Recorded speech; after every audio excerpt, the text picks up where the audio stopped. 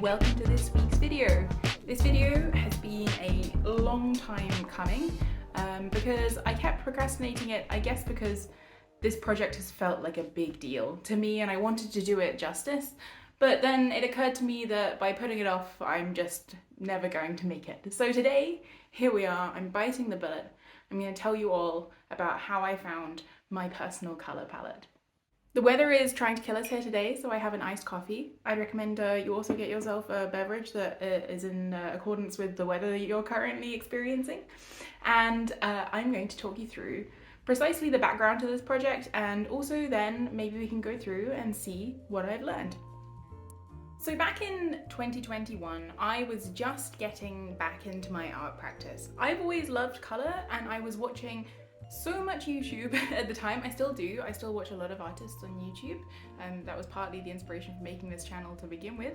But one thing that people talk about, and I saw so many videos on this, is how to find your personal colour palette, how to find the colours that you like and want to use in your work.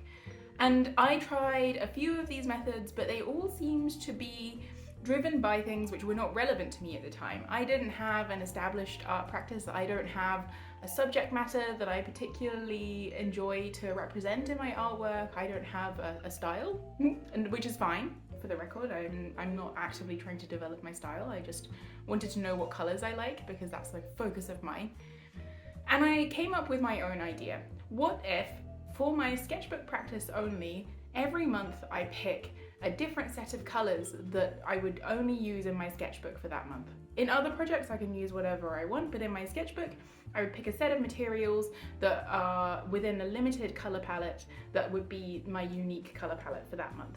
And over the time of doing this, I figured that I would gravitate towards different colors. I could push myself to try colors that were a little bit out of my comfort zone. I would see which combinations I would return to over and over and over. And when I started this project, I didn't have an end date set. I just thought, okay, this is what I'm gonna do. I'm gonna pick a monthly color palette for my sketchbook every month. And I was really enjoying doing this. And then earlier this year, I realized that in this August, when I'm filming this video, it will have been precisely 2 years since I started this crazy project that I didn't know was a project. And I thought it would be a good time to take a break, review what I've learned so far, what patterns have emerged in the colors that I've chosen, and then also see what my color palette looks like right now, which colors I gravitate towards and which ones I found that I like the best. Now, of course, I don't want this to seem like a system with hard and fast rules, because it totally wasn't. I was probably happy to switch and just do a colour palette every 3 months if I wanted to, or every 6 months, depending on how often I was drawing. But I decided to push myself, try and get into the swing of things again after a long break of not drawing. So I decided on the monthly time frame for this. And my method for choosing my colours was not particularly scientific. I would just choose colours which I felt represented the season that I was in, springtime colours, summertime colours, autumn colours, and then often my December colour palette particularly would often be oriented around how I was feeling about Christmas that year, because it's like the biggest holiday that happens in the year. And I think that it's really interesting to see which colours I associate with which seasons, and I'll go into that a little bit later as well as part of the analysis, if you will. You can take the girl out of the science, but you can't take the science out of the girl. Well, another thing that's been interesting is to see overall, over 24 colour palettes, which colours did I choose the most frequently. I often base these colour palettes around my Faber-Castell Polychromos coloured pencils, because those were the most accessible to me and had a nice wide range of colours that you could immediately choose from. But there have definitely been colours which I've sought out from other media or other brands, and also colours that I have returned to significantly more frequently than others, and some colours that I only ever used once. So why don't we take a look at these colour palettes as I've represented them on my little swatch cards, talk through it and see what we found.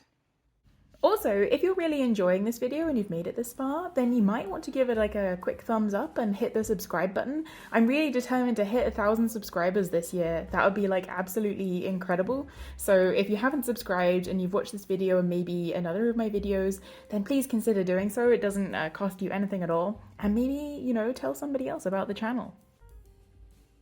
Okay, so I've been through all of I made these cards for every single time I made a palette. And it's been really, really fun. They've all been up on my wall like ever since I started the project. So I took them all down, which is why they have these little holes in, because I used push pins to hold them to the wall. And I've labeled them all with the month and the year that the palette was for. And I've sorted them by season. So we have a set of winter cards, so December, January, February. And we have a set of autumn cards. So these are September, October, November.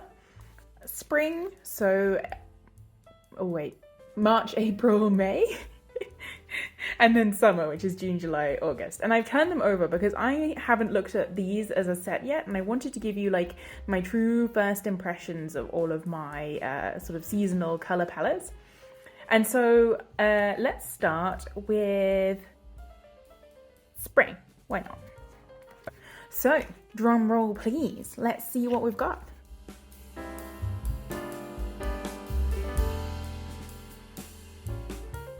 So this is the set of colours which I have picked out as being representing spring to me, that I used in my sketchbooks in springtime. So there's a couple of things that stand out to me already, and that's like in 3 of these we have this usage of these lilac-y purples, but they're always a warmer shade of purple, so a more pink purple than a blue purple.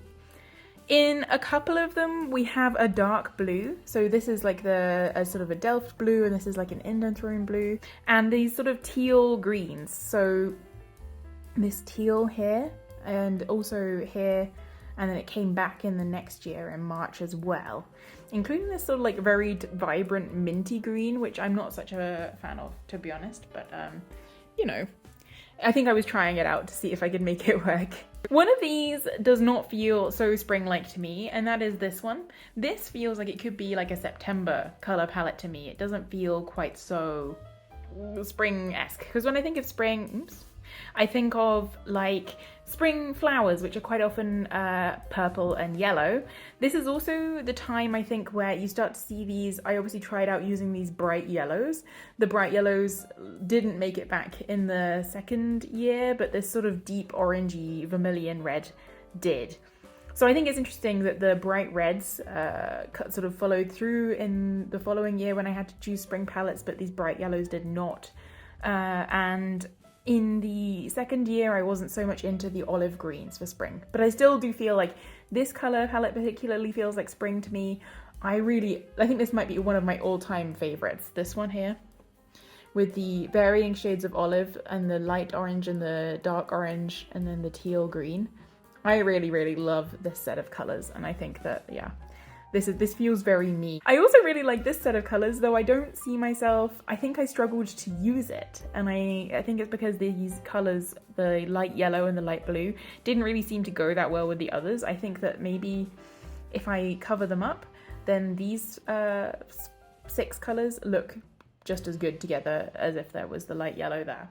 I think for spring, it's just these, like the earth green and the more sagey greens here. They don't feel very spring-like to me, and neither does like this yellow ochre and the brown. I think that these 3 colors could be spring, but with the whole color palette together, I'm not really feeling it so much. So I guess the takeaway from the spring set here is that the olive green and the teal blue green make sense as spring colors to me, as does a warm purple. And while I like the yellows, and I think they are very spring-like, I don't find myself drawn to them, and I don't really feel like I can comfortably use a bright yellow. Okay, this is all extremely exciting. So this is already so interesting to go through, and I'm so glad that you're all here to discuss it with me. You'll have to let me know if these colors line up with what you would also associate with springtime, or if you've done like a similar limited palette challenge for yourself and how that turned out for you. Moving on to summer. So this is back when I started and I was doing quite like an intensive annotation of my colours. This fell off very quickly. Okay, let's see what colours we chose for summer.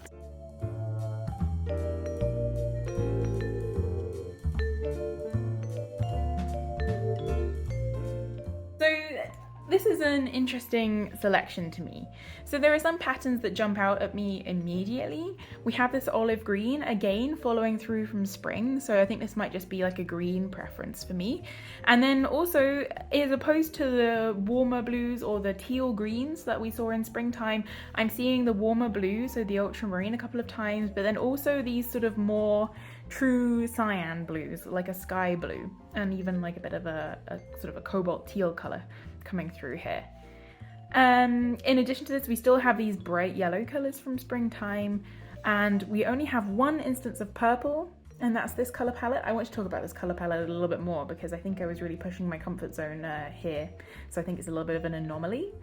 And then we have more of the red colors, but it tends to be verging more on the pink side, and I think this might be the only time I ever used this kind of like true pink kind of color. I'm not sure how I feel about this, the first color palette I ever made. I like it, but I don't know if it screams like August to me. It doesn't necessarily feel like any particular season. I think I was just sort of, it was a warm-up. But when you put it in context of the others, it doesn't quite fit. Anyway, you'll have to let me know what you think. I think this one feels like a bit of an outlier, but this might be because it was like the first one I ever made. So about this palette, I think I wanted to talk about this. I was pushing my boundaries with this one. I very rarely use a dark, cool green. You can see that this is like a dark green, but it's a very true green. And this is also a very true green and a mint green. These are greens which I never usually use. I was obviously really trying my best to push myself out of my comfort zone. This is a really beautiful color combination, and I think a lot of people would love it. It's a color combination I sort of associate with illustrators like an artist like Lee Ellickson, who's incredibly successful and very inspiring artist. I've been watching her videos and following her on Instagram for a long time, so maybe this was inspired by her a little bit, but it doesn't feel like me at all. The same thing with this color palette. I love warm blues, as I've said before. This pink, and this pink here, I love this deep sort of rose color. I use this a lot. In fact, I think statistically, this might be the color I use most often in my color palettes. But this lemon yellow and the bright yellow really don't speak to me at all, and these bright pinks don't really speak to me at all either. But it does feel very June in the sense that this is like very roses and sunshine and sort of early summer skies. On the contrary, these two color palettes, the ones I chose for August, both years, I absolutely love these. I really enjoy both the blues that I used, so I think this blue is the same between the two, but the darker version of this and then the two different kind of warmer sort of sky blue teal colors I really enjoy. I really enjoyed the gradient. Instead of going through this red to the pink, it's gone through the red to the orange. I prefer that to this. I think I could even use the same like carmine color that I used in this one in the middle, like that would still work, but then the orange I feel a lot more drawn to. And then the ochre colours here fit just as well as the orange does as well. So I think these two are really speaking to me. So maybe I should highlight my favourites and we can see whether there's any patterns there. I'll put these to one side so we can come back to them later. These two are sort of in the middle in the sense that like I enjoy them, but I think that this brighter yellowy orange doesn't draw me in so much, neither does this true yellow. I prefer the deep orange. Like I'd almost cover these two up and just have the other five. I like the olive green and the teal. I think this is a really nice color combination, but I'm not so sure about the peach. Yeah, and maybe the indigo is a little bit too high contrast here. These two are close, but would need work for me to really fall in love with them universally. Let's pick these up, move on to the next season.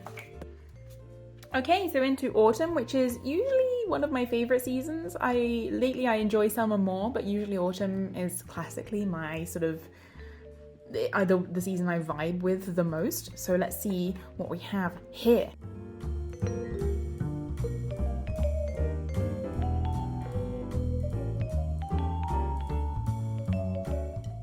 So in these color palettes, there are things that I notice immediately. We have a few more dark tones coming through. So we have this black and the indigo twice here. We have sort of like a mixture of cool and warm blue tones. And we have sort of like a transition back into purple kind of tones. So here there's a warmer purple, and this is sort of a purplish brown. And then there's sort of very true purple here. This was the color palette that I chose for Inktober 2021. That's on my Instagram now. And this was the first September palette I ever chose. So this was the second color palette I ever made. And you can see what I mean when I say that this palette that I chose for May 2023 reminds me of this one a lot. It's just got a brighter red attached, right? And then like this lighter yellow. So I think that this feels like a September color palette to me. And I think that it really fits with fall, that I choose these more golden toned earthy colors, a lot of more brown and this like sanguine color and the yellow ochre coming through a lot more. Still got the same like reds and oranges. I still find myself using reds and oranges quite a lot in these color palettes. But I think that this true purple, this might be one of the few times that I used this. I don't think I used this more than that. This color palette I chose because I thought it was going to be my favorites, like all my favorite colors. It's got a black, a gray, and then 3 shades, if you like, of like an ultramarine, and then this purplish brown and a bright orange. Sorry, my white balance is all over the place because the weather is being very changeable today. But I ended up not liking this so much. Like I found it a little bit difficult to use. I think it's just like it's too high contrast. So you have these like 3 very different color groups, and they don't work so well together. They sort of clash a little bit. So I think I took it a little bit too far in this situation. I think I prefer color schemes which have a little bit more cohesiveness in terms of their warm and cool tones, etc.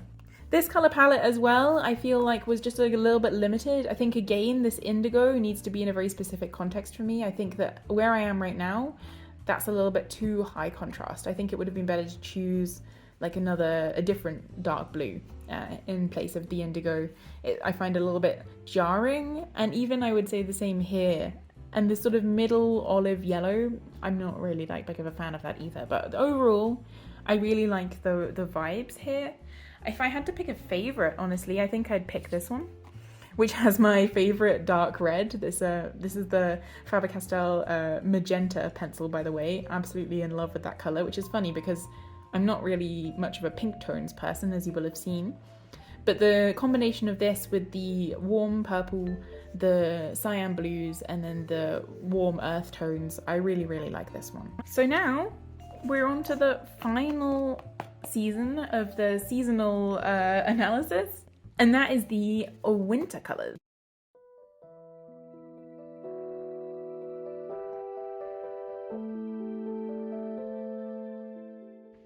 So the December color palettes were very much inspired by what I feel like are Christmassy colors.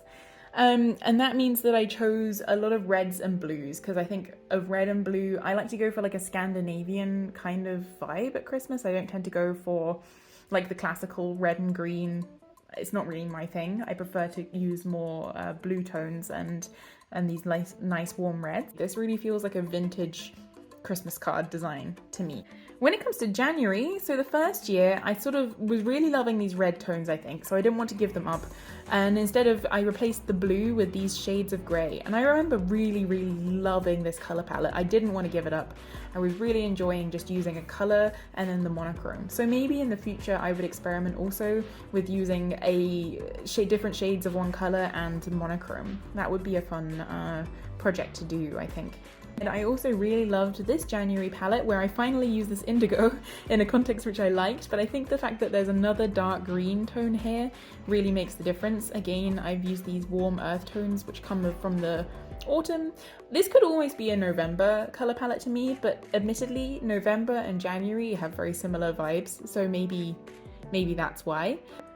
I remember being really sad to lose this February colour palette. February is my birth month, it's my birthday month, so I quite often would pick a colour palette of colours that I really, really loved. I wouldn't try and push myself out of my comfort zone in February as like a little treat. But I really love this. It reminds me of like a fritillary flower or something. Maybe I'll try and put a picture of that on the screen so you know what I'm talking about, like a snake's head fritillary. And again, keeping these like neutral tones, these monochrome greys alongside the colours. And finally, this was my palette from February this year, and I remember being in love with these colours. It doesn't necessarily feel very February to me. It could also be March, I think, but I do really enjoy these colours. So overall, the patterns that I would say that I noticed from the winter selection is that this dark red staying really consistent. I think it has been across all of the seasons. And these red tones, very, like, I guess in the winter it's cold, you want to have some like red tones because they feel warm and make you happy to use. But then also leaning into these warm purples going into towards springtime. If I'm using a blue in winter, it's always this warm blue. This teal colour came through for the February this one year, but I think that actually, as I said, I don't necessarily feel like it's very wintry. I feel like I was just using it because I really love these colours together. But the other seasons, the other months, I always use these warm ultramarine blues. One of the other really obvious patterns is this earth green. Like, we've got 3 earth greens here, 3 earth greens here, and 2 earth greens here. That's the more earth greens than we've seen in any other season. I guess it's like a pine tree, like ivy, evergreen kind of green. So I feel like I want to incorporate that when I'm looking at winter colour palettes. So out of all of these, I would say that this one really speaks to me as far as my personal colour palettes go. Maybe not for like February specifically, but just the colours in here I really, really love. And then also this one, I think, actually. Like, it's got a different vibe to the other ones I chose so far, but if I'm going to use muted colours, I really enjoy this particular set. Okay, so here are the ones that I chose.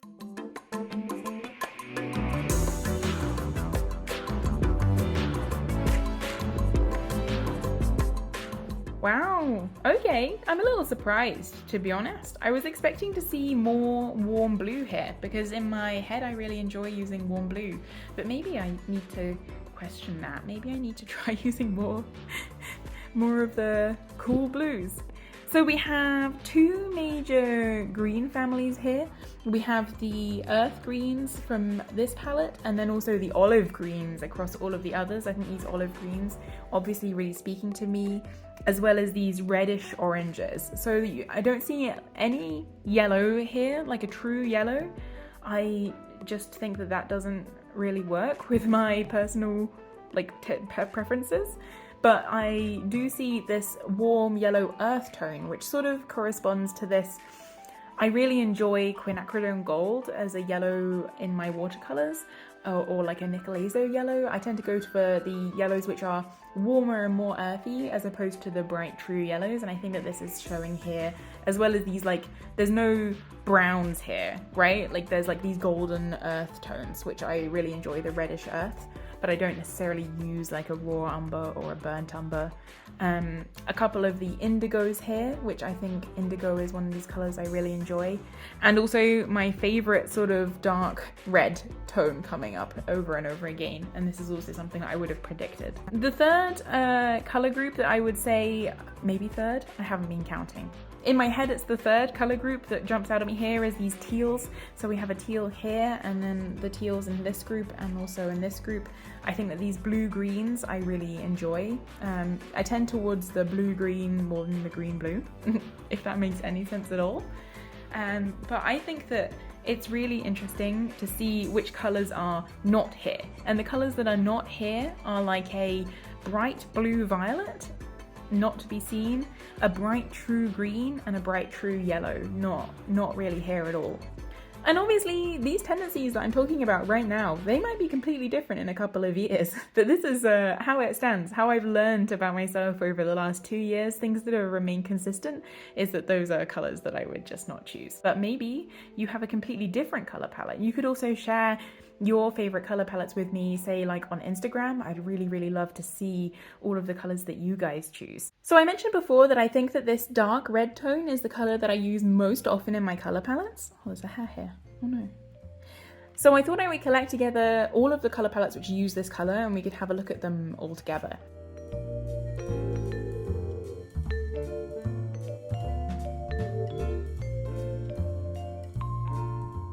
So there are 8 of them, which is quite a lot out of 25 or something. It's almost a third of my color palettes that contain this red, and they're from all different seasons. So this is like a summer color palette, as is this one, and then there are some from winter and a couple which remind me very much of autumn. But something that jumps out at me is I'm usually using this red in combination with a blue or a green.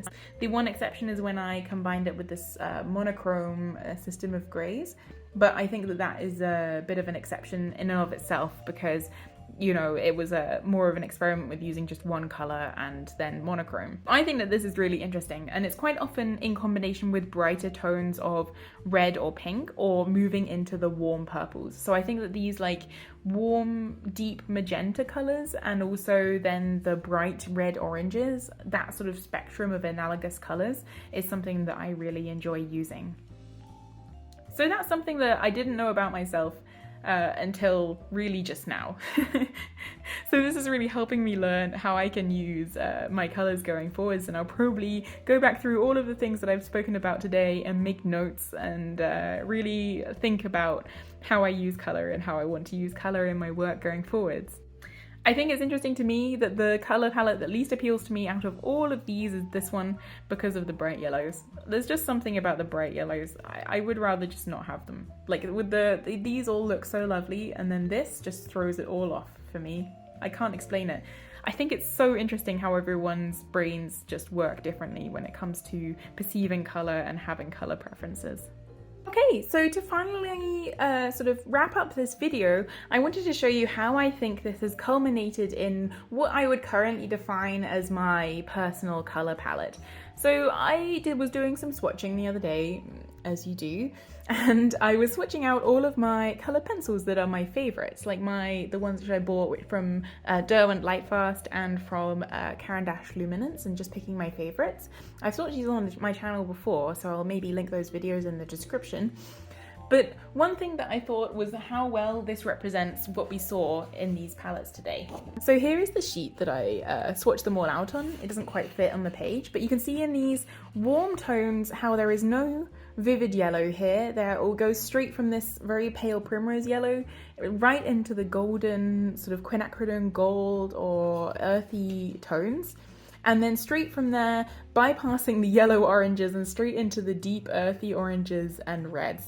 So I think that this is really representative of how my color cravings lean towards these colors. One color that I have found myself having a bit of a craving for recently is sort of a coral pink color.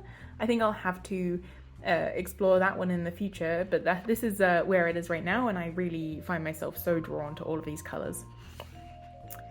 In the middle sort of blue and purple tones, I find myself not using these blue purples, the bright blue purples, but really leaning towards the sort of indigo or the moody deep purples. Really enjoy those, or this sort of like deep rose magenta kind of color, but only like a deep one, not like a vivid saturated one.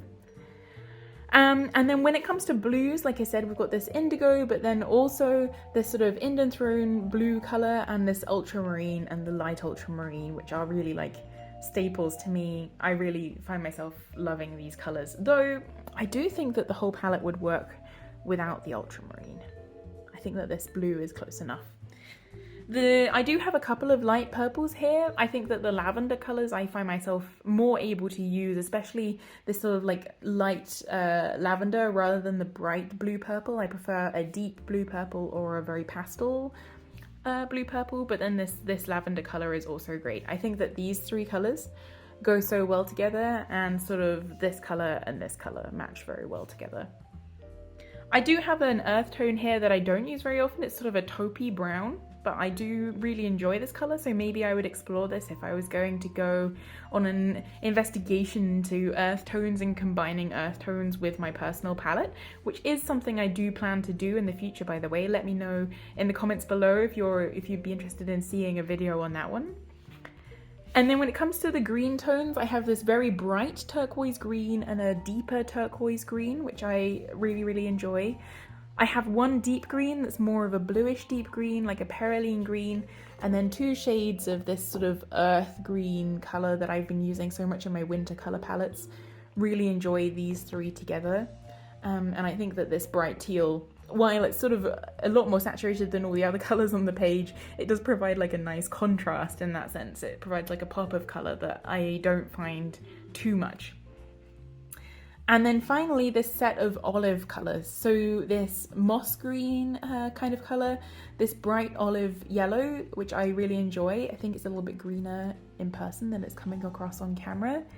And this sort of olive ochre, kind of green ochre color. I think it's literally called green ochre.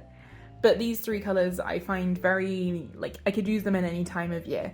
This color is very, very springy, and it's also very quite bright in comparison to all the other colors. So I think it would complement quite well. For example, this color with like the oranges or the reds, I think would look really nice together. So that's it from this sort of summary video of my personal color palette development over the last 2 years. I really hope you've enjoyed this, and maybe it's given you some inspiration or some insight into how you could go about investigating your own color preferences. And you'll have to let me know, would it be interesting to go into a deep dive on some of these color palettes as I've used them? Would it be worth doing videos on those? Would you like to see that? And if so, what would you like to see in those videos? Would it be like comparing all my materials in that color palette, or using them in a piece, or what would be the best thing for you guys to watch? Let me know what you think of these colors. If there's any colors where you're like, oh my god, I could never use that color, I think you're absolutely insane, but I love it. Or is this exactly your color palette and you think that I am not very original at all? Either way, I don't mind. Just really enjoy having that discussion with you guys in the comments down below. So thank you so much for watching the video. Again, please don't forget to like it and subscribe and share with a friend if you enjoyed this video. It helps the channel out so much. I really love sharing these videos with you, and I want to do it for a long, long time. And other than that, I will see you next week with another video. So bye for now, everyone.